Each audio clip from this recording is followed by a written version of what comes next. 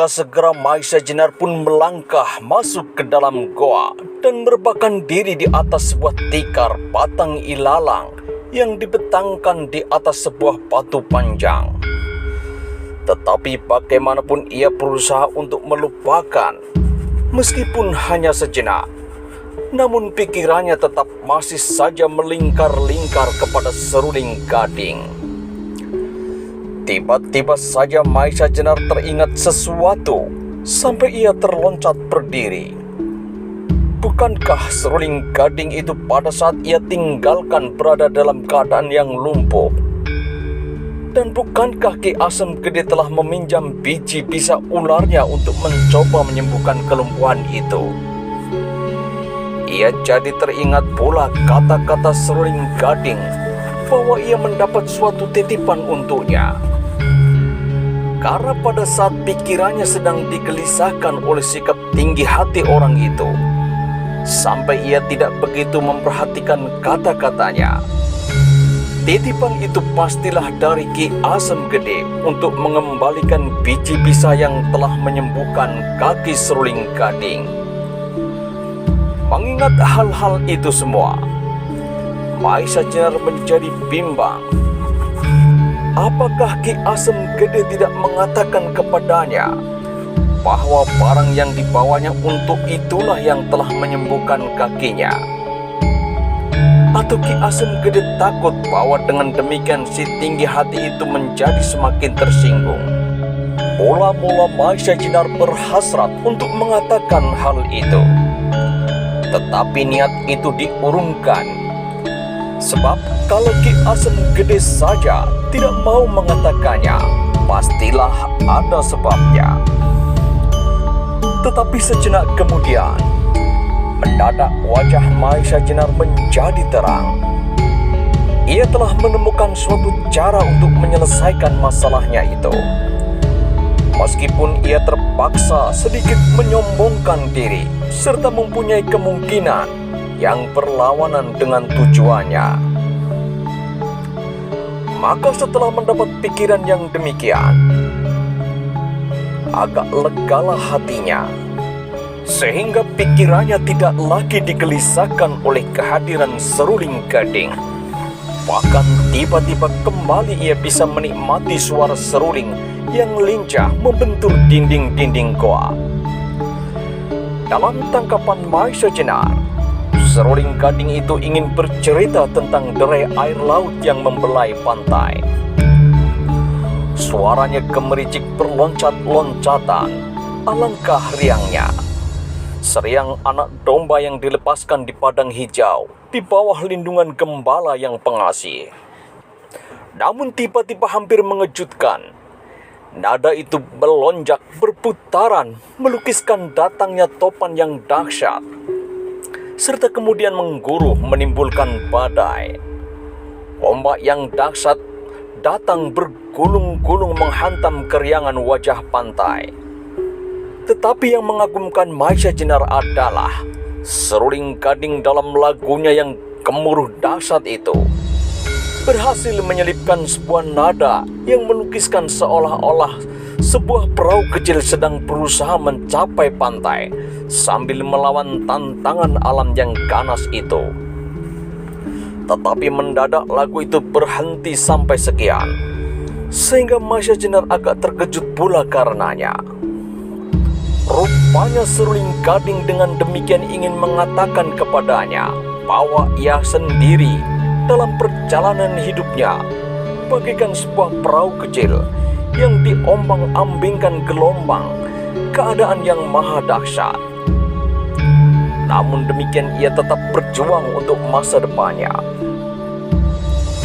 untuk ketentraman hidupnya, sehingga mau tidak mau Maisa Jenar memuji di dalam hatinya. Hanya saja perwujudan dari ketabahan Wirosobo dalam menghadapi tantangan hari depannya kadang-kadang dilahirkan dalam bentuk yang kurang tepat, sehingga sifatnya yang memang sudah tinggi hati itu mencapai bentuk yang agak berlebih-lebihan. Sampai sekian, Maisa Jenar tidak sempat lagi terlalu banyak menilai seruling gading, Kelelahan dan kantuknya tak dapat lagi ditahannya, sehingga sesaat kemudian ia jatuh tertidur.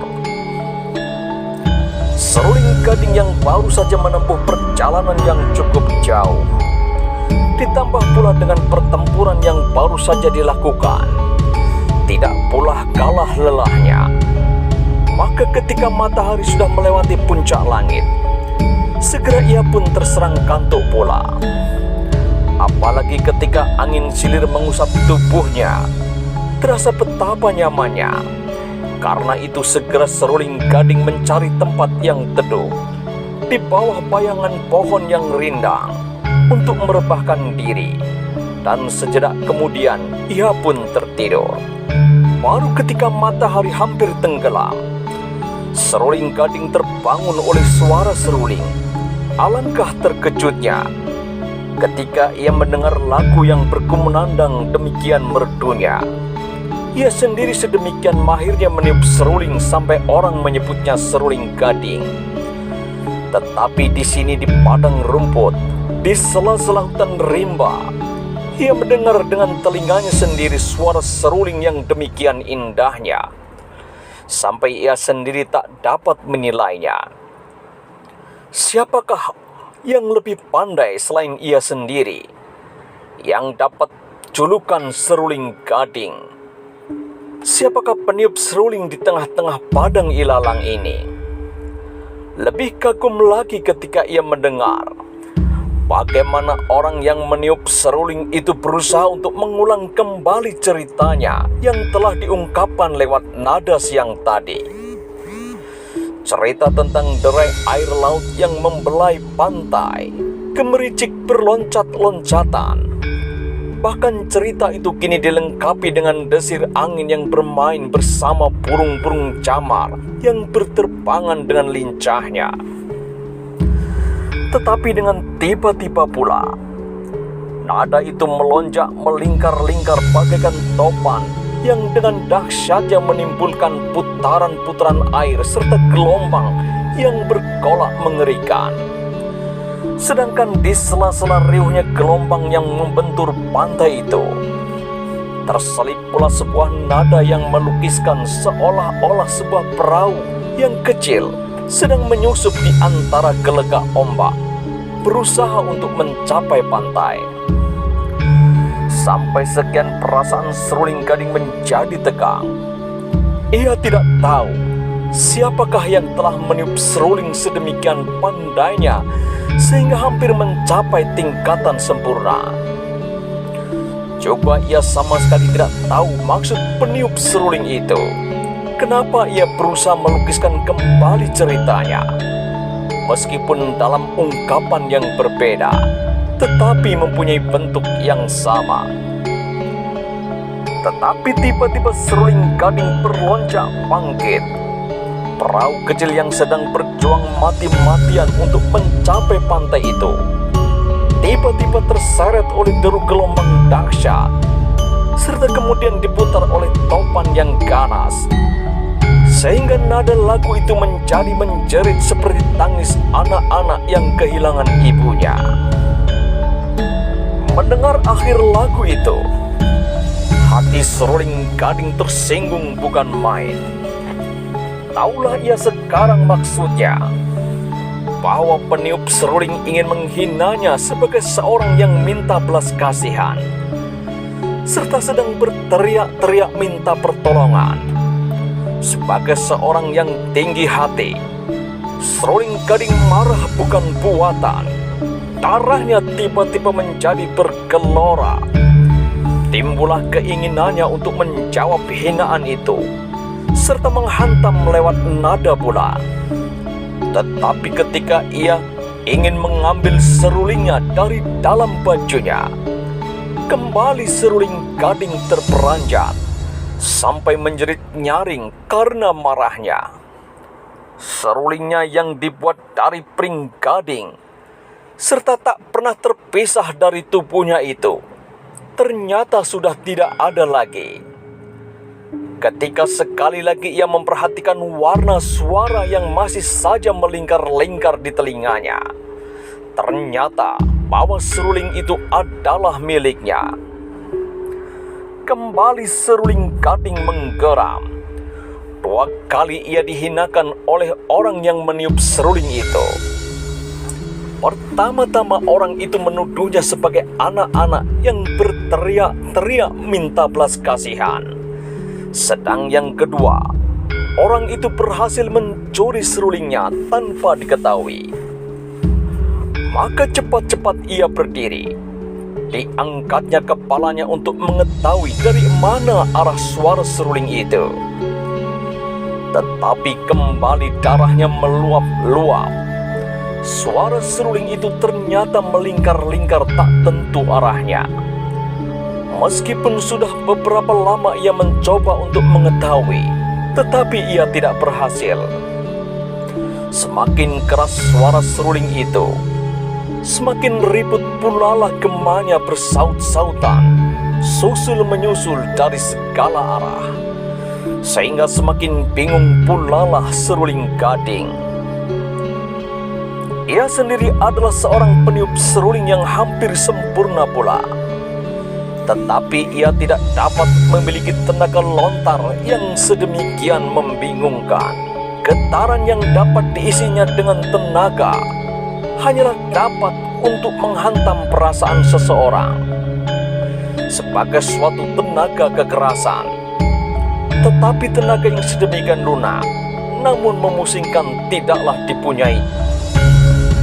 Dengan demikian ia dapat mengambil kesimpulan bahwa orang yang meniup dan sekaligus mencuri serulingnya itu pastilah bukan orang sembarangan. Meskipun demikian, seruling gading bukanlah orang yang lekas menjadi cemas dan takut. Tetapi ia adalah orang yang tinggi hati dan terlalu percaya kepada kekuatannya sendiri. Apalagi ketika diingatnya bahwa satu-satunya orang yang berada di daerah itu hanyalah Mahesa Jenar. Marahnya semakin menjadi-jadi, sehingga ia tak lagi bisa menguasai gelora perasaannya. Seruling gading itu berteriak keras, "Hai pengecut yang hanya berani menghina dari tempat yang jauh dan tersembunyi, coba tampakkanlah dirimu." Tetapi suaranya sendiri juga hanya menghantam bukit kecil di padang ilalang itu. Serta berpantulanlah susul menyusul. Sedangkan suara seruling itu masih saja merintih-rintih hampir putus asa.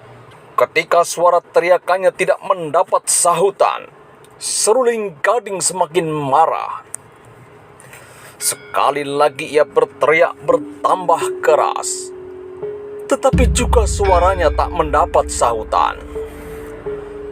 Maka sedemikian marahnya seruling gading, serta ketidaktahuannya kepada siapa kemarahannya itu harus diarahkan. Tiba-tiba kapaknya diayunkan deras sekali, menghantam sebatang pohon sebesar tubuh orang yang berdiri di hadapannya. Sedemikian besar tenaganya, sehingga pohon itu sekaligus berderak-derak patah dan roboh seketika. Bersamaan dengan robohnya pohon itu, terdengarlah suara memujinya dari kejauhan. "Bagus, bagus Wirosaba. Tenagamu memang tenaga raksasa." Seruling gading terkejut mendengar suara itu. Segera ia membalikkan diri untuk mencari siapakah yang telah memujinya. Tetapi juga ia tak dapat menemukan seseorang. Apalagi pada saat itu matahari telah tenggelam. Yang tampak hanyalah bentuk-bentuk bukit-bukit kapur dan puntuk-puntuk kecil yang dibalut oleh hitamnya malam. Rasanya darah seruling gading sudah benar-benar mendidih. Ia merasa sebagai seorang anak-anak yang sedang dipermainkan. Dengan bingung serta marahnya, akhirnya ia berlari ke mulut goa di Bukit Kapur, di mana dilihatnya Mahesa Jenar yang tadi masuk. Kembali di sana ia berteriak ke dalam goa. "Hei, pengecut yang tak tahu malu, keluarlah! Tak perlu menunggu esok. Marilah kita selesaikan masalah kita sekarang juga." Seruling gading berteriak asal berteriak saja, tanpa mengharapkan jawaban. Sebab telah sekian kali ia melakukannya, namun tidak ada jawaban. Tetapi tiba-tiba saat itu terdengarlah orang menjawab, sehingga malahan seruling gading terkejut sampai tersentak. Arah jawaban itu ternyata sama sekali tidak dari dalam goa, tetapi malahan dari arah belakangnya. Sehingga secepat kilat ia pun membalikkan diri. "Wirosopo, janganlah kau terlalu cepat berpanas hati.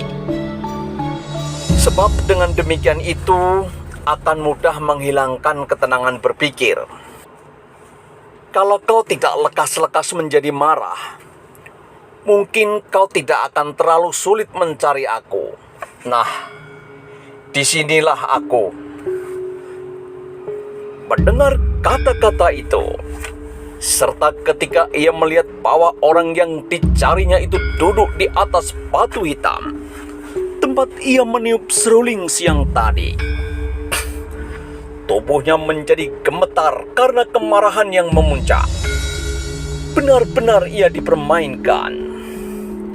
Karena itu tanpa berpikir panjang, segera ia berlari ke arah bayangan di atas batu hitam itu.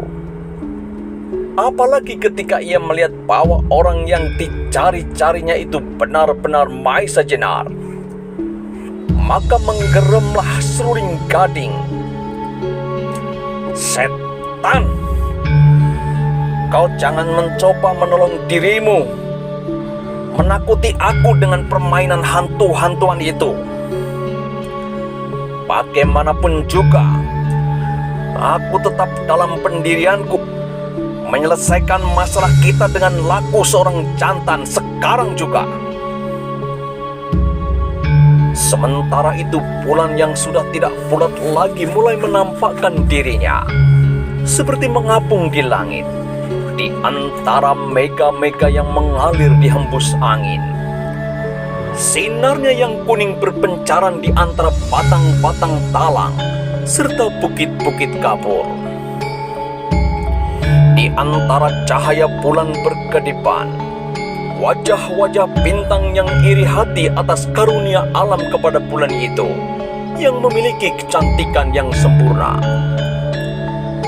Dalam taburan sinar bulan, tampaklah wajah Wirosopo yang merah menyala, membayangkan kemarahan yang meluap-luap.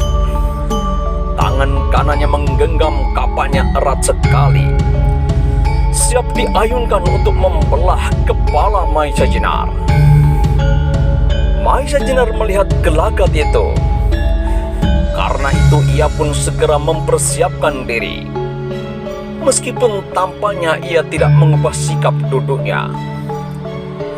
Bahkan masih dengan tersenyum ia berkata, tidak menjawab tantangan seruling gading.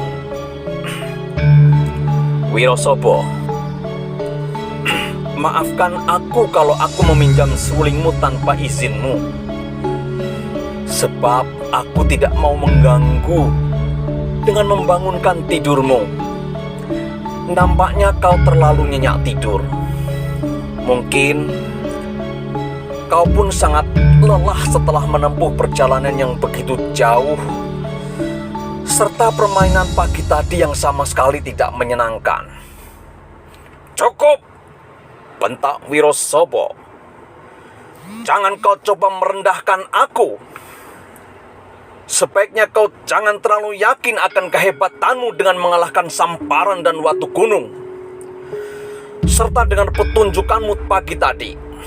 Sebelum kau mampu melenyapkan diri dalam satu kedipan mata, jangan kau merasa dirimu tak terkalahkan. Sekarang bersiaplah kau. Ambillah senjatamu tombak berkait yang kau pergunakan pagi tadi. Biarlah kita lihat bersama bagaimanakah akhir persoalan kita. Maisa Jenar melihat bahwa kemarahan seruling gading telah mencapai puncaknya. Meskipun demikian, ia masih ingin berusaha untuk menyelesaikan masalah ini dengan baik. Baru kalau usahanya gagal, ia akan melaksanakan rencananya. Wirosopo, baiklah, tawaranmu aku terima.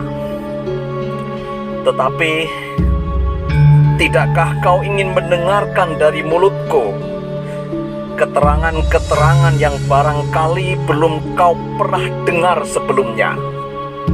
Kata Maisa Jenar. Alangkah pengejutnya kau, Maisa Jenar.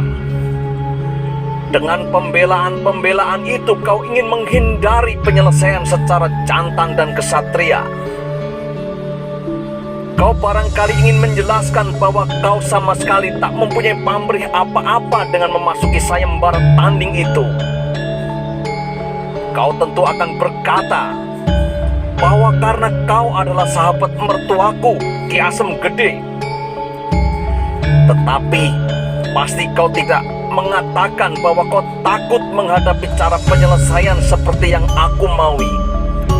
Juga kau pasti tidak akan mengatakan bahwa kau telah mengumpankan samparan untuk membersihkan namamu setelah kau tak berani menerima tawaranku.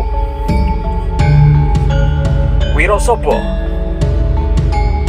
bagaimana aku sempat mengumpankan samparan, sedang saat itu aku selalu berada di hadapanmu? Potong Maisa Jenar.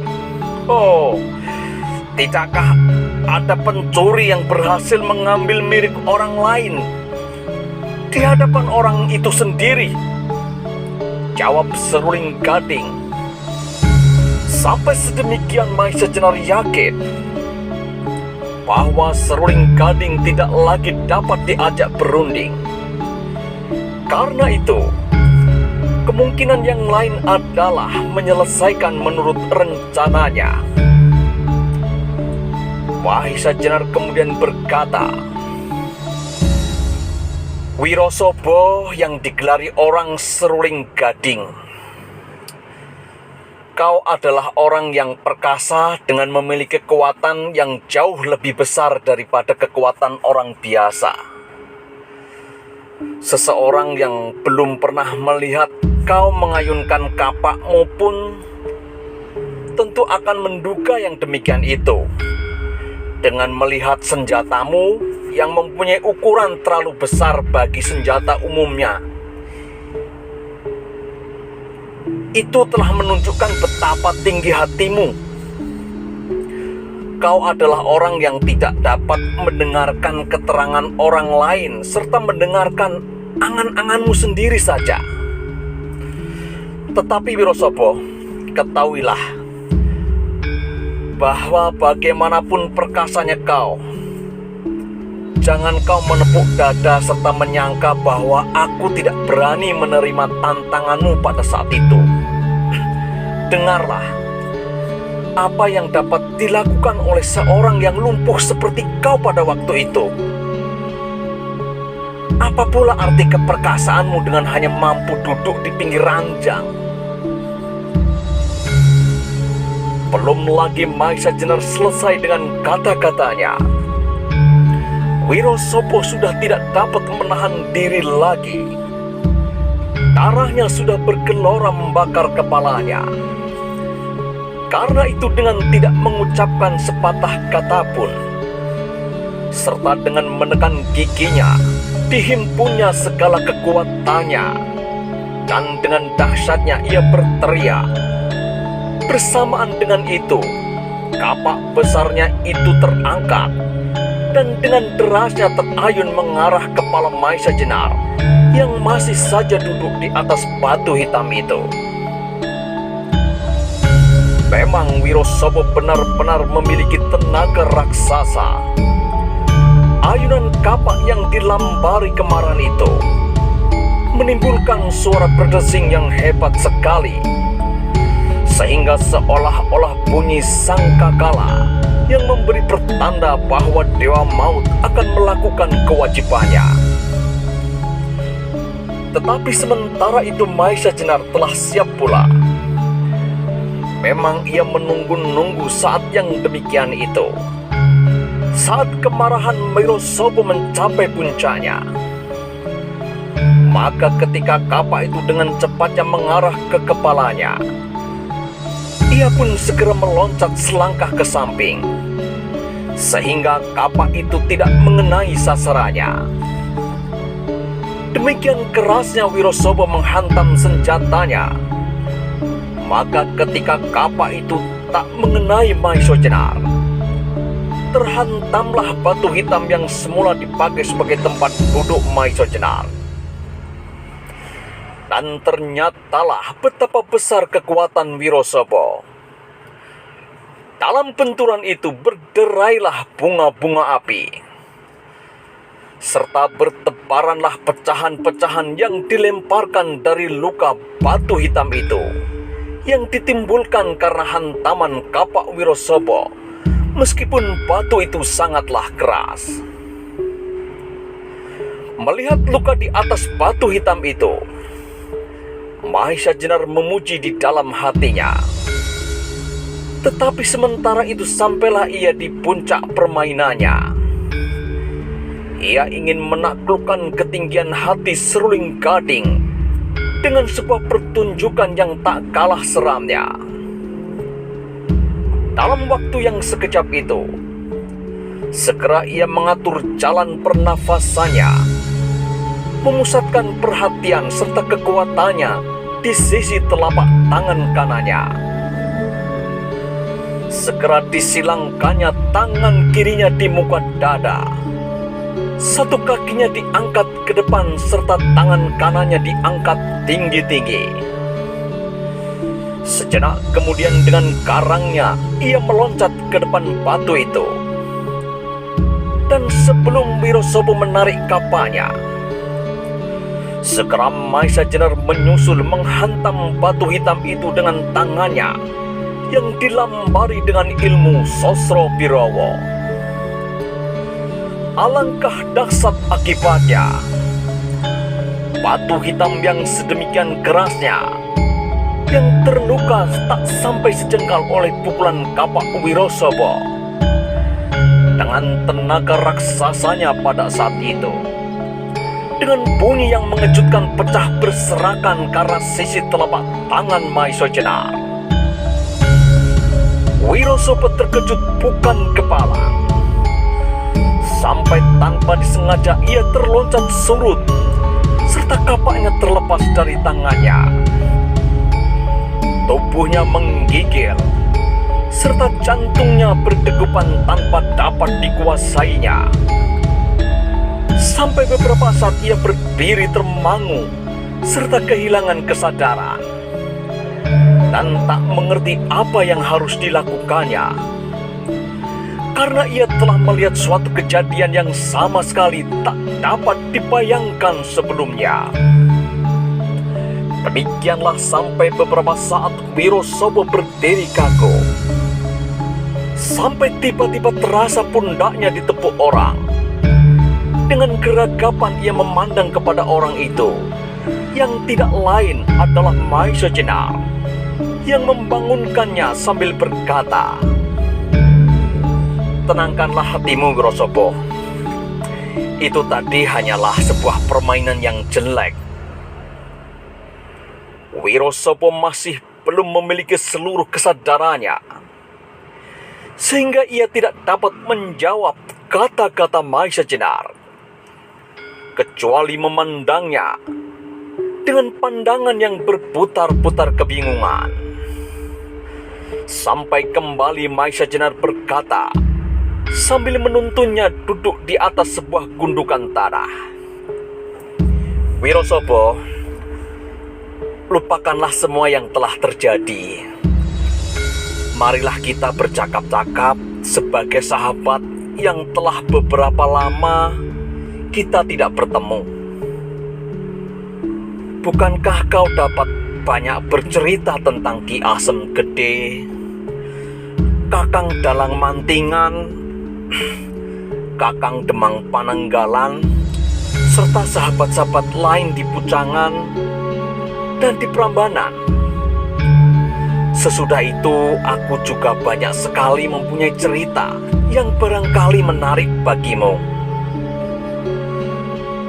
Seperti seorang anak-anak yang dibimbing ibunya, Wirosopo sama sekali tidak menolak. Ia menurut saja kemana saja Maisa Jenar menuntunnya. Serta seperti seorang bermimpi pula, ia duduk di samping Maisa Jenar. Ketika sampai beberapa saat Wirosopo masih berdiam diri, kembali Maisa Jenar bertanya, "Wirosopo, siapakah yang memberitahukan kepadamu serta Ki Asem Gede bahwa aku berada di sini?" Kini lamat-lamat Wirosopo telah dapat mendengar pertanyaan-pertanyaan Maisa Jenar, serta telah dapat mengerti. Tetapi meskipun demikian, ia masih belum juga dapat menjawab. Sebab ia baru mengumpulkan kembali ingatan-ingatan atas kejadian-kejadian yang baru saja berlalu. Wirosopo adalah seorang tinggi hati yang dalam perbendaharaan pengalamannya selalu dipenuhi oleh kejadian-kejadian dahsyat di masa mudanya, serta keunggulan kekuatan atas hampir terhadap semua lawan-lawannya, sampai ia dipisahkan dari cara hidupnya itu oleh racun-racun yang melumpuhkan simpul-simpul saraf kakinya. Tetapi meskipun dalam keadaan lumpuh, masih saja ia merasa keperkasaannya tidak berkurang, sehingga suatu ketika sampailah saatnya kakinya dapat sembuh kembali. Dengan demikian ia semakin merasa bahwa dirinya akan dapat mengulangi peristiwa kemenangan demi kemenangan yang pernah dicapainya.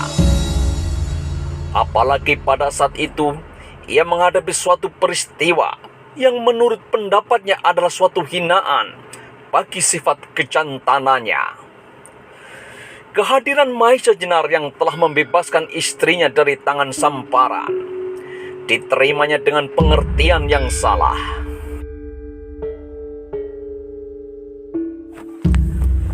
Bagaimanakah kisah selanjutnya? Temukan jawabannya di episode selanjutnya. Jangan lupa untuk like, komen, dan subscribe. Sampai jumpa di episode selanjutnya.